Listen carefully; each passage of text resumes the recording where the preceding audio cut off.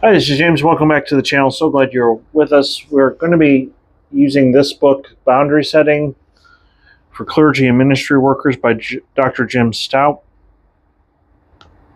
I want to talk about getting burned out because, and this is just a theory, I don't know the personal lives of people like Robert Morris or Mike Bickle, although I probably know more about Mike Bickle than I do any of the ones that have committed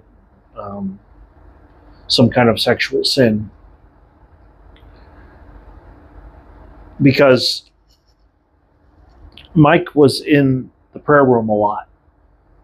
He was in there a lot, and he was writing a lot, and he was working a lot. And the same could have been said of Robert Morris in his 20s when he was doing this traveling ministry. Let's put this quote, it's on page 38. I'm going to put this quote up on the screen. It says this: "The same idea holds true of busy people helpers. We frequently put the needs of others before our own. We do a good job of caring for others, but we only get average grades at best in nurturing ourselves, and we and our families often exist on the leftovers of our time and energy." I can speak on that from my own experience because, quite frankly, that was me 10 years ago. When I was going through my training as a hospital chaplain, I lived in Stillwater, but I was doing my CPE residency. It's that, for those of you who don't know, that stands for Clinical Pastoral Education. I was doing it in Oklahoma City. So I had to drive an hour just to do my training and then drive back an hour. So I was gone 10, 12 hours a day. Most days I would not get off on time just because I was charting visits. As a prison chaplain, I often worked 50, 60 hours a week. And I can tell you that when, and I think this is relevant to any Christian, when you are, let me slide over, let me put this up here. When you are hungry, angry, lonely, or tired, you should not be trying to do ministry. You should not be trying to serve others, because that's when you are at your weakest point. That is when Satan is going to tempt you the most. It's not when you're strong. In fact, I should do an entire video just on that. Because if you look at Matthew 4 and you look at Luke 4, which is, it's the same story, just from two different points of view. When Jesus was in the garden, he didn't get tempted when he was strong. He got tempted at his weakest point. And that's when Satan will come after you, is when you're at your weakest point. Yeah. In fact, let's do that tomorrow. For tomorrow's video, that's what I'm going to cover.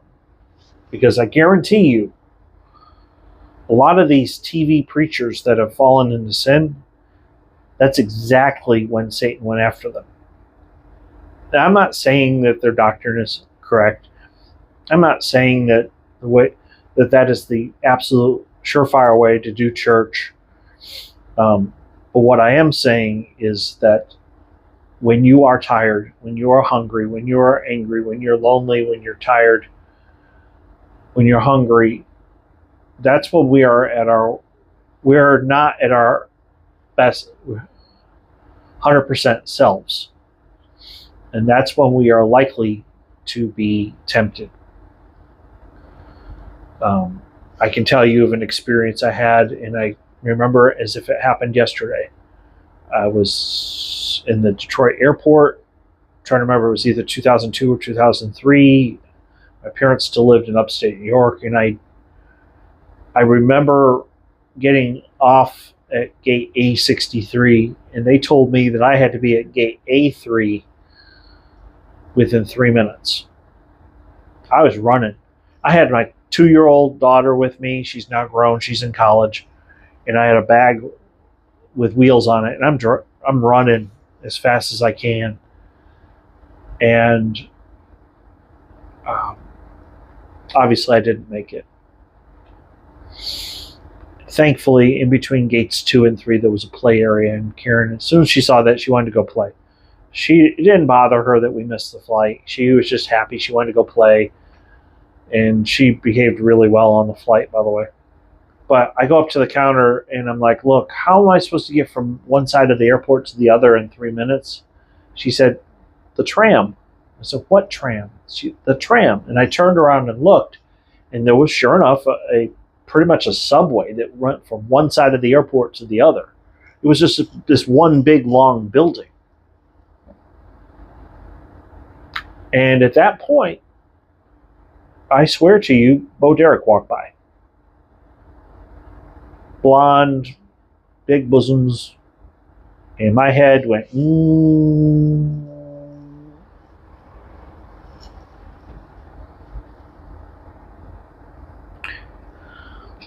Yeah, I had some repenting to do. But that didn't happen when I was feeling good about myself. That didn't happen when I was doing great.